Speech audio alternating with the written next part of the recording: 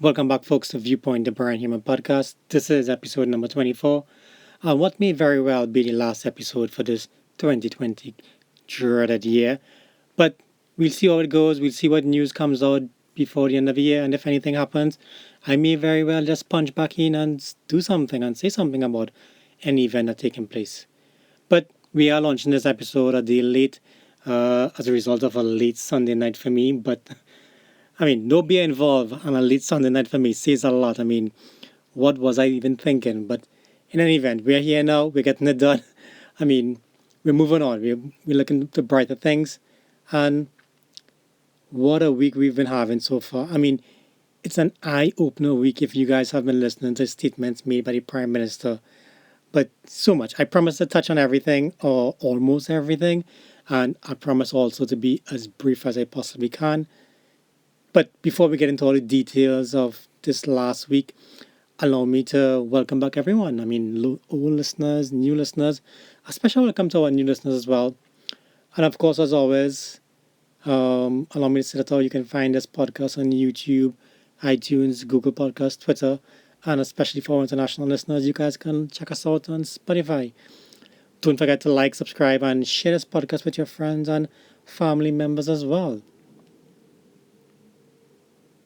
So, are you guys feeling the Christmas spirit yet? Is all the mall decorations, all the Christmas trees, all the Christmas lights, everything, is that doing it for you? Is that burning up all the fuzzy feelings, the warm Christmas spirit? Has it shown up yet for you guys in this Christmas season? I tell you what though, I walk around, I drive around, and I can tell you this December 2020, it's like a Christmas like no other. And I meant to say it in one of those scary movie intro voices, but this Christmas, it's crazy what's going on out here. And where is COVID-19 for this Christmas? Have you guys, well, you guys would have gone to all the supermarkets, the Massy, wait, can I say these names of these supermarkets and stores on this podcast?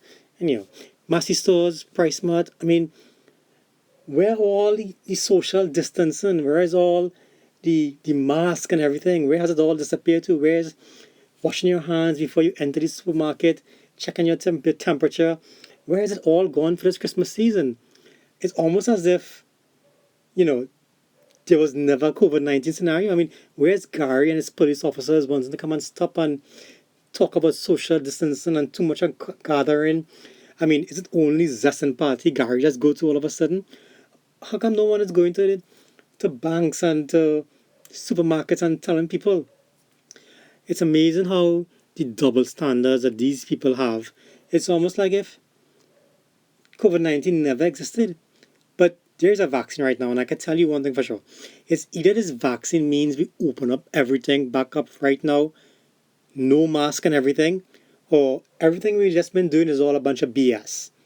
So, I don't understand what's going on. We've crossed over 7,000 COVID-19 infections, but it's like COVID-19 only appears at some point in time during the year.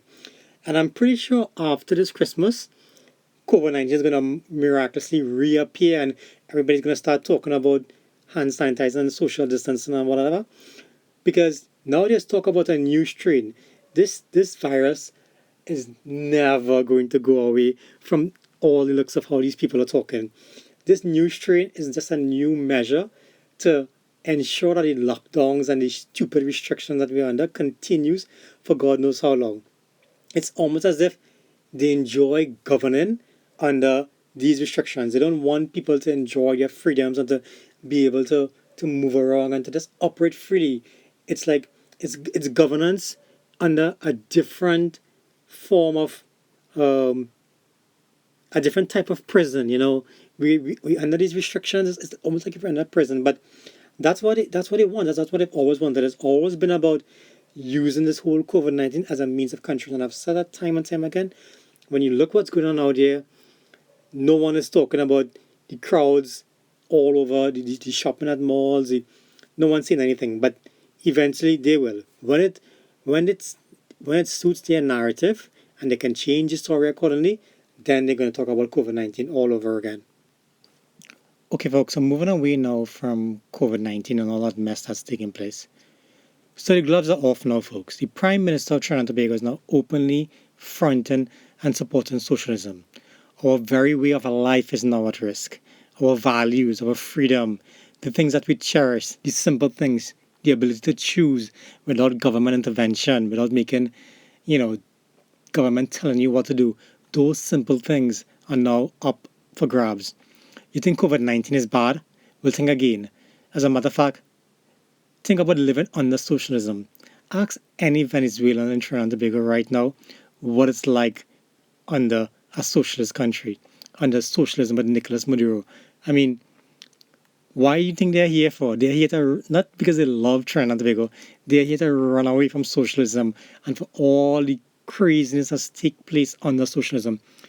You've probably read about socialism and how all the benefits about government control and all that. Socialism is the greatest idea in the world. But it's only a great idea on paper because there's no other functioning socialist country in the world that's operational. Don't even think about Cuba. Cuba is all Cubans run away from Cuba just to get into Florida, to get into the whole wet foot, dry foot policy, to get away from Cuba. Socialism is the worst thing ever. I mean, you want to call it socialism, democratic socialism, communism. It's all one and the same, more or less. And it's horrible. It destroys life. It doesn't ensure choice. It doesn't ensure people have the ability to get up in the morning and go and get a job, or it's all government controlled. You understand politics in Trinidad and Tobago and how it operates in terms of how government controls the majority of the working population, the largest employer in the economy, what it takes to get a job, to know somebody in a different state company, a ministry, or wherever. That's the only way you're going to get an edge inside. You really want government control in Trinidad and Tobago? I just don't understand this Prime Minister. I mean, for weeks now, you've been hearing me talking about and asking the question, what is this Prime Minister infatuation with Nicolas Maduro? Well, things got heated. I think it was last Wednesday or last Thursday when the Prime Minister posted two different posts on his social media account. I think it was Facebook he posted these accounts on. And he basically blasted the OAS, which is the Organization of American States. That's how crazy this Prime Minister has gotten now. He's now blasting members of the Organization of American States, also blasting the opposition. Well, we know he always does that. And calling them naysaying Trinidadians and Venezuelans who are criticizing them for his Venezuelan policy and his immigrant policy. I mean, he made those two statements and he said that they were posted and that one of them was posted in there, but he's not apologizing for the sentiments that he expressed in those statements. And despite his half-hearted apology, and the post automatically drew a whole bunch of criticism, the Prime Minister said he was standing by his sentiments, especially the ones expressed on the whole Venezuelan matter. Listen to what this Prime Minister said. Listen to what the Prime Minister of Trinidad and Tobago has to say. Let me see if I can find this quote for you guys here. Let me see where it is. They lie on my country, I kick them in the balls.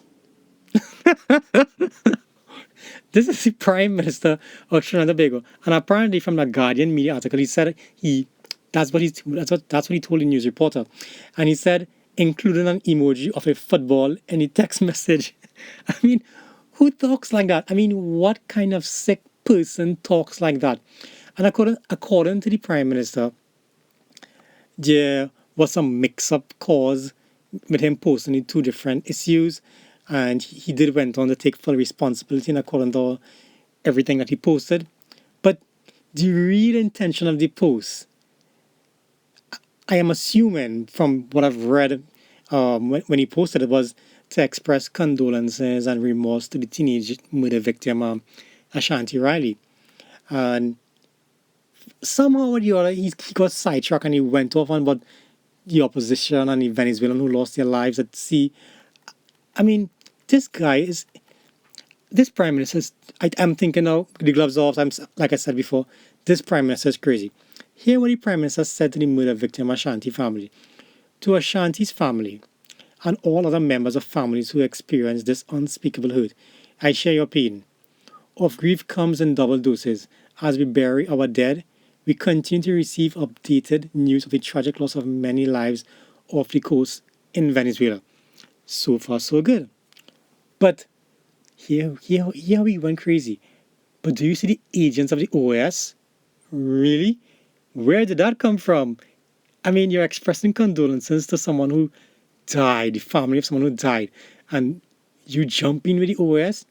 Here he continues, our opposition and other Trinidadian and Venezuelan, hear this word, IMS. You hear that word? Remember that word?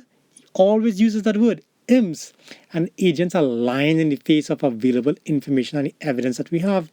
These IMS have now been pushing a narrative that these illegals and their criminal traffickers reached Trinidad, but our authorities here turned them back, and that is why they drowned in the waters of the Venezuela. That word IMS, this prime minister seems to love that word. Everybody in his vocabulary is IMS. I wonder if he doesn't understand who the true IMS in this entire scenario is. I mean, does he look at the makeup of his cabinet? Does he see who he appoints as ministers? Does he look at who he appoints as board members for these different state companies? Does he understand the operations of these state companies, what they have done so far? Imps, people who you don't even know, who you have no interaction with, they are imps. Okay, all right. Clearly, you're not looking close enough. So he went on to make a subtle threat, I'm guessing, based on what I've read here. He's saying that the law will take its course in every instance in Trinidad and Tobago. But in the meantime, we advise all those, including local do-gooders and their international press and agencies to cease and desist from encouraging and exposing Venezuelans to risk their lives between these two nations. Do-gooders, so people who helping these deprived Venezuelans from everything that they've lost and everything that they've tried. They just want to survive. It's all about survival for them. I mean, yes, it's all about survival for Trinidad and Tobagonians as well, given what's happening in the economy. But how can you turn your backs on people? I mean, you don't even have a proper immigrant policy. You make it up as you go along. I mean, hear what he said. We, the government, and I want you guys to remember this, because at some point in time in this podcast, I'm going to go back and show you how he's blatantly lying, along with two other previous cabinet ministers who have been shown to be lying as well. We, the government, receive no help. Remember, he said no help from any agency to look after these migrants. This is what the Prime Minister is saying. They got no help from anyone to look after. Well, automatically, when the leader of the opposition heard these insane statements, she called them unimaginably shameful statements and all that stuff, But I don't understand this Prime Minister, how he comes across with this entire scenario here. How do you reach from trying to express condolences to someone who lost a family member to someone who lost their lives, so getting to the point where you're calling people imps? I mean, so the Prime Minister said that he got no help. But here's the director of Living Waters Community, what's her name? I think it's Rhoda Maycott, said that the United Nations High Commission for Refugees helps with refugees matters. She says the NGO of Trinidad and Tobago Venezuelan Solidarity Network also disputed Rowley's remarks about not getting any assistance from international organizations. They went on to say it's very unfounded that these statements are, because they have gotten money. As a matter of fact, the United States ambassador is the largest donor to humanitarian assistance to the Venezuelan. And he went on record as saying that they have given Trinidad and Tobago $11 million to support the Trinidad and Tobago efforts in helping the Venezuelans living in this country.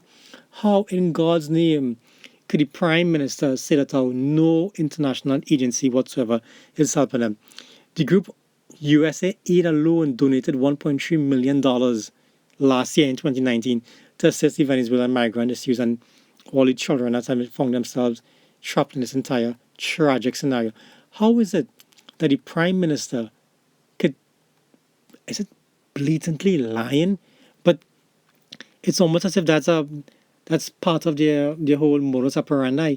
Remember when um, the Minister of National Security lied about Delcy Rodriguez being in Trinidad, then he lied about people not coming here to service the ships from, I can't remember the name of the company in Shagaramas. It's and strange enough, the Prime Minister and the Minister of National Security seem to be having the same operation. They both lie to get their point across without even doing the relevant research to see if what they're saying is true or false. And regardless of how many lies this Prime Minister tells and other members of Cabinet tell, the media seem complicit in covering up, not reporting. I've said before, this media in Trinidad and Tobago, they are the embodiment of fake news. If you refuse to tell something as it is, and you always trying to run scapegoat for whoever it is, then you are part of the problem as well, because you are not doing your job in terms of being an independent free press and holding the politicians accountable for what they say and for what they do.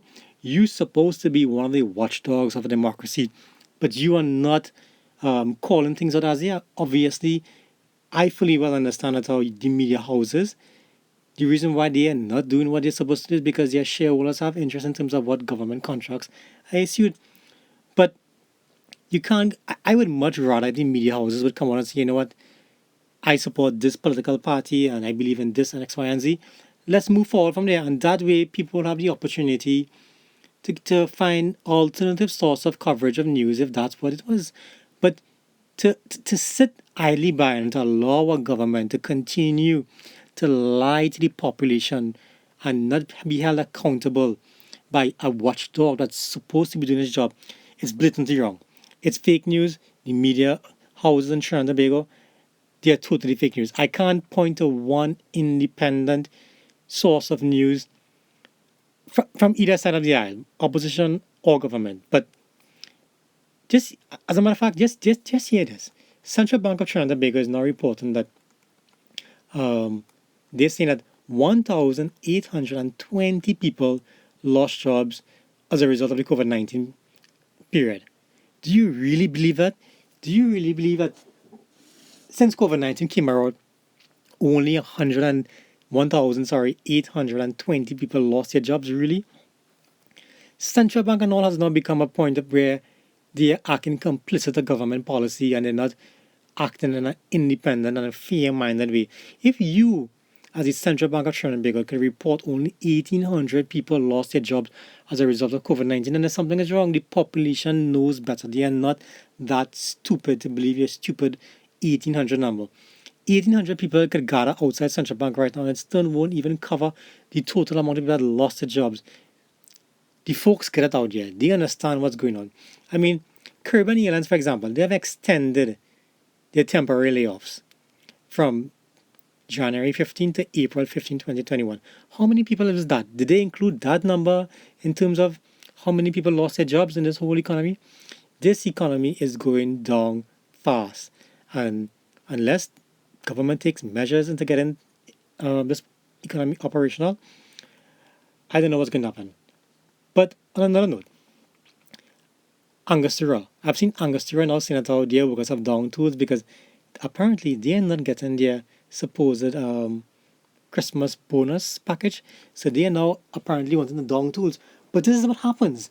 This is what happens when you have institutions or when you have government attempting to control private sector institutions. Angostura is formerly, or probably still is, under the CL Financial Group via Clico and some other company.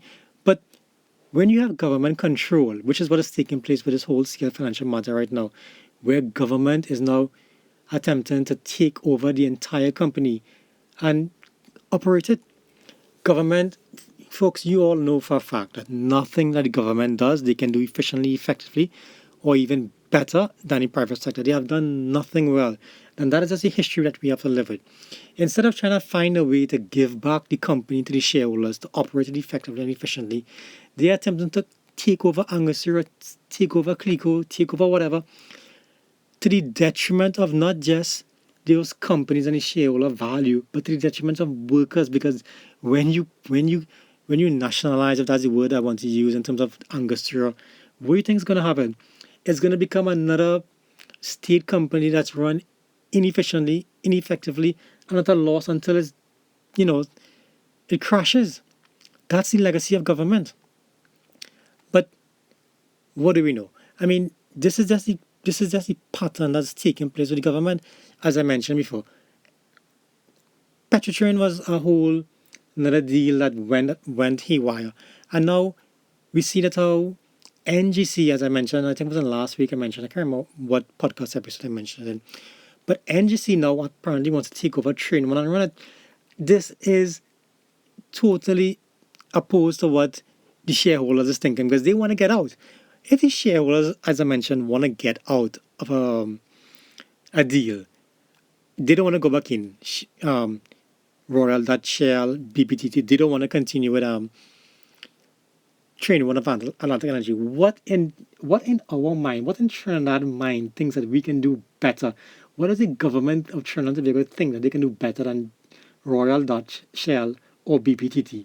They think that we don't even have gas to supply Atlantic LNG Train One. What are we even getting ourselves involved in that? I mean, obviously we buy gas from upstream companies, but when the Prime Minister went to London and negotiated those gas prices, the fate of the energy sector was sealed on the dotted line when he signed that contract.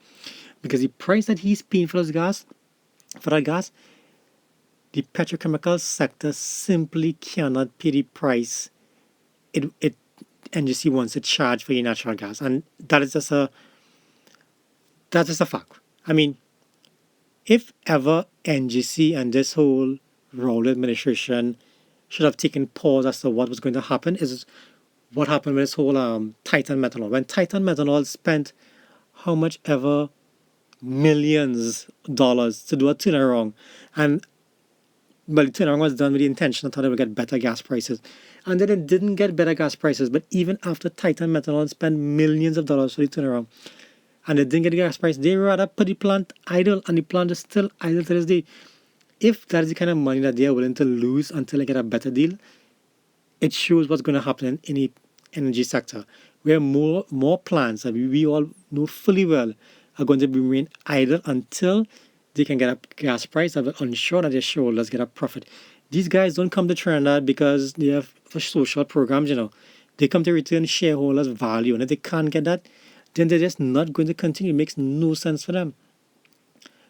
But for some strange reason, this this prime minister believes that all is well. Something I've seen recently that's taking place as well with regards to this whole online education. I don't like comment on this online education thing, but I see TAT, the Trinidad and Tobago Telecommunications Authority, now buying electronic devices for kids. Now I have no problem with children being equipped with devices and that kind of thing, but since when TAT was formulated to use funding that to buy electronic devices, do they have permission for that? I mean, according to the regulations of TAT, they utilizing some let me see if I find what they utilizing some